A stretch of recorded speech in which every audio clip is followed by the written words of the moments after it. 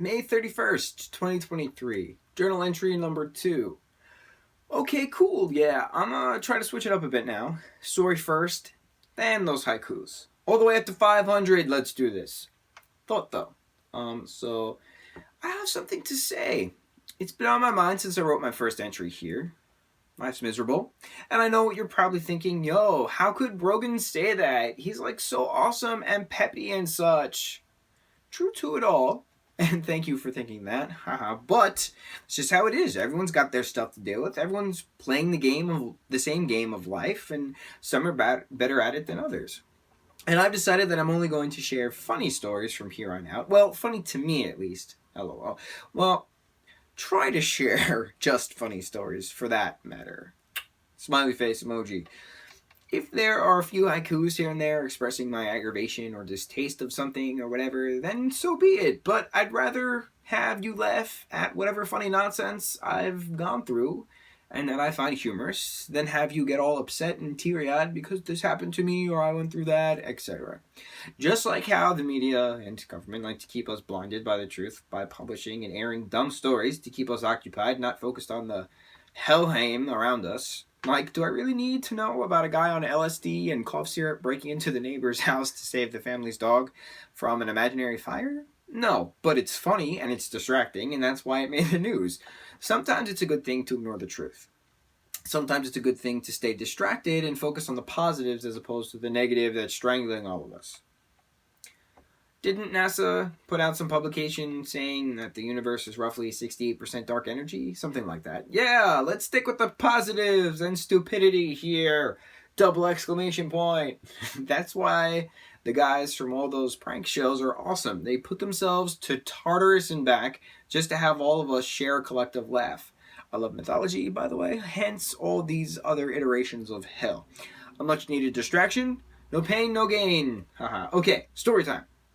So, this story involves Steve's birthday party years back. Now, Steve is Finn's friendly cousin, and by friendly cousin, I mean that their parents have been friends since before they were born, and they were raised as cousins despite not having any blood connection. We all have family cousins. Well, so, yeah. I met Steve through Finn, I met Finn through Liz and Sam. I met Liz and Sam through Tom, I met Tom through his brother, Sean. I met Sean while waiting online at a movie theater with friends from camp. Sean tapped me on the shoulder and asked, "Hey, is this the line for the 12:15 a.m. showing?" I turned around and said, "Yeah, man." It was like 11:30 p.m., and so I started talking to Sean and his friends. Turns out they all went to the same Catholic high school that I had gone to a prom at years before. So we talked a lot that night. Sean and I exchanged numbers. He invited me out one night. I met his brother Tom, who then invited me out another night, and I met Liz and Sam at Liz's house, and so on and so forth.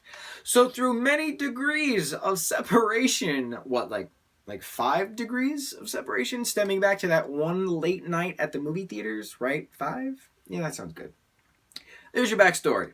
Man, I know a lot of people. I just realized this now, because, I've met so many people through each of those degrees of separation, and that's all just stemming from meeting Sean. That's not even accounting for school friends and camp friends and theater friends and Montauk friends and friends through Nick. Wow, I'm so popular. Though I'm actually not popular. Well, I just know a lot of people. So, Steve's birthday party. The story that's taking forever to get to. I'm sorry, please don't hate me. Steve had a bunch of his friends over for his party. Naturally. And his parents were barbecuing for us. Now, when I say barbecue, I don't actually mean real barbecue. No, I mean Long Island barbecue, which is really just cooking meat on the grill. Still tastes awesome because meat is delicious. But yeah, parents were grilling us chicken and burgers and such. Steve's backyard is a decent size for games and activities, but for some reason there's a hot tub in the middle of the yard attached to the nice stone patio. I wasn't driving at this point, but Nick was. Oh yeah, Nick and I were both invited to go to Steve's party. So Nick and I had kept a bunch of sports stuff in his trunk to bring with us wherever we go. This party wound up using our trunk goodies, and so some dudes were using the lacrosse sticks and balls, others were bouncing a volleyball around, some were kicking the soccer ball to each other, but once the frisbees were brought out from our black milk crate, that's when all Duat broke loose. I was tossing a white disc to Nick, Steve was tossing a green disc to Finn, etc., etc. I think there were like 6 discs in total being thrown all around the backyard. At one point, I smacked Anthony Ant's sister Caroline right in the face with the disc as she and the other girls were sitting in the hot tub. I didn't aim for Caroline's face, but the disc wound up hitting her. She laughed off the pain, power threw me the frisbee back, and we all continued on our frisbee war. That's what it felt like, to be honest. Just disc after disc being pelted at you from all directions, and you then having to throw them all back to unsuspecting victims. Ha ha ha. So much pain, so much blood. What a great party. So much fun. I hit Caroline in the face the second time, and I couldn't believe it. Seriously, I suck at aiming, so again, she pelted me with the frisbee in retaliation. I got nailed in the stomach, which left a nice bruise for a month. Side note, I bruise easily, and for a long time. Continuing. Caroline joined in the war, and after about 7-ish minutes of hell and hilarity, I tried to throw the disc to our buddy Frank. But there was this random wind gust, and the frisbee meant for Frank soared over his head and landed gracefully in the back neighbor's yard. We collectively have this rule. Maybe it's an Islander thing, maybe it's just a thing that I've noticed every single friend group I've had over the years. But if you throw the ball or frisbee or whatever over the fence into the neighbor's yard, then you're the one who fetches the lost item. So I examined the jankety-butt wooden fence that was falling apart, which separated the two back properties from one another, and figured that I could use the old oak tree as a brace to keep the fence from falling over after I hopped over to get the disc. My plan worked out perfectly. The tree held the fence. I hopped over, threw a lacrosse ball into the neighbor's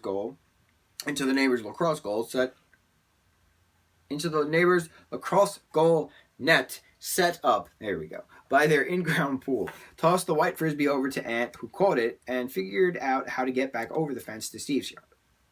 Oh, visualizations for this story. It's hot out, like close to 100 degrees Fahrenheit. So I'm obviously sweaty and shirtless. I have on a bathing suit and my puka shell necklace. That's it. I'm doing all of this fence hopping and frisbee retrieval barefoot and shirtless as my hair is blowing in the slight wind. Okay, awesome. So I pull myself up this splinter-infested fence, put one leg over, and leap to throw my other leg over and land gracefully to continue on with our shenanigans. And I get stuck on the fence. Imagine the worst pain of your life. Imagine, will you, the worst atomic wedgie you could possibly formulate in your mind. Times that by 100, and that's what I was dealing with. An atomic wedgie from hell, which caused by a fence, not a human, but a fence. I was literally dangling like an effing flag, trying my hardest to free myself to no avail. Finally, and since Aunt was the closest one to my proximity of the fence, he wiped away his tears of laughter, as everyone else was dying on the ground, got up, grabbed my legs, and lifted up to try and unhook my bathing suit from the fence to get me down. It worked, and man, was my hand so far up my own butt to try and pull out as much bathing suit as I possibly could. Holy effing hell. It was awful. I picked out my atomic wedgie, managed to waddle over to the table and chairs, and Steve's parents asked through their laughter after witnessing the tail end of that fiasco, "Do you want an ice pack?"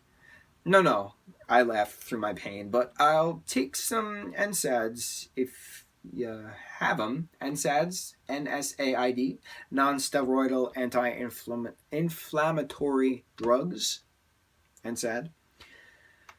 Sure thing? Sure thing. Steve's dad laughed as he went to the kitchen to fetch me drugs, as Aunt fetched me a soda and Nick got me a slice of pizza. Nick knows me too well. Well, I'd be lost without him. 20 minutes later, the food was done on the grill.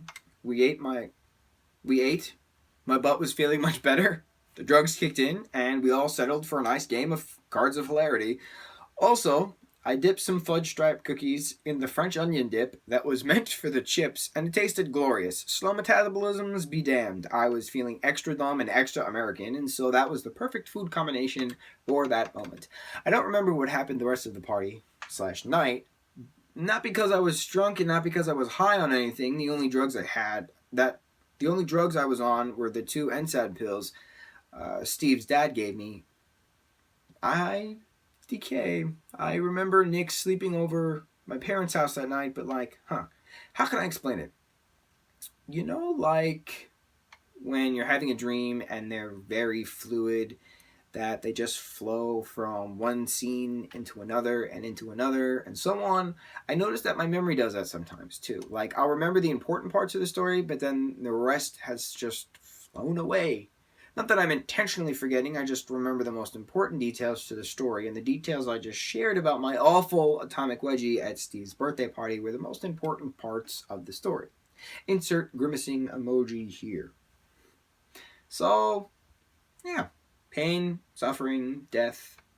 Haiku time! 26. Somebody killed me. Well, more so my soul than me. F you, you penis. 27.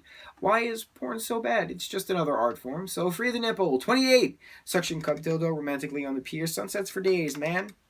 29. There is paint on the floor. Memories splattered all around. I miss you so much. 30. Why get close to them? They're going to be dicks someday. Inevitable. 31. Sappiness. Hoopla. Memory lane is poop filled. Poop balls for days, yo. 32, burrito baby. Southwest food is so filling. Indigestion, yo. 33, beaches, sand, and sun. No friends to invite me out. Oh, what fun. Alone. 34, pizza is true life. Pizza will never hurt you. Pizza is real love. 35, Ethan or Steric. Both have a wolf and human. Gay ships or yay ships. 36, mirror balls for days. Yeah, disco balls and black lights. Party for one, please. 37, human kid and dog live together in tree house. Adventure for days.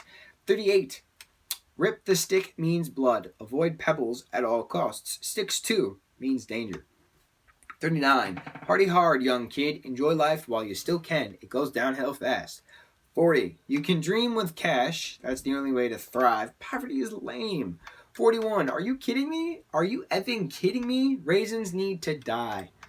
42, I love some pancakes. I prefer them for dinner. F you, breakfast gores.